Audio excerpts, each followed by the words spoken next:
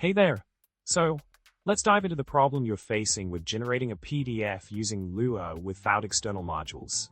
The issue lies in the fact that when you open the PDF, only the first lines of the table you encoded are showing up. This can be quite frustrating when you expect to see all three elements displayed in the PDF table. Now, let's move on to the solution provided. The key here is to structure your PDF content in a specific way to ensure all the data is correctly displayed. It involves setting up objects, defining fonts, creating streams for the content, and linking everything together using refs and trailers. In the provided solution code snippet, you start by setting up the initial objects defining the catalog, pages, and fonts. Then, you create a stream to hold your content with specific formatting for each line of the table data. Pay close attention to the object numbering, stream lengths, and XREF table entries to ensure everything is linked correctly.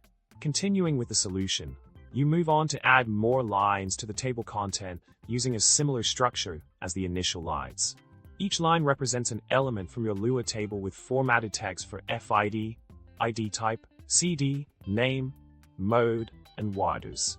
The crucial part is to update the stream length value accordingly after adding each line to maintain consistency. To wrap it up, ensuring the proper structure and organization of your PDF content is essential to display all table elements correctly. By following the provided solution and making necessary adjustments to the stream length and XREF entries, you should be able to generate a comprehensive PDF with all the table data displayed. Good luck with your PDF generation, and remember, keep those PDFs perfectly structured. Remember to like, subscribe, and leave a witty comment below.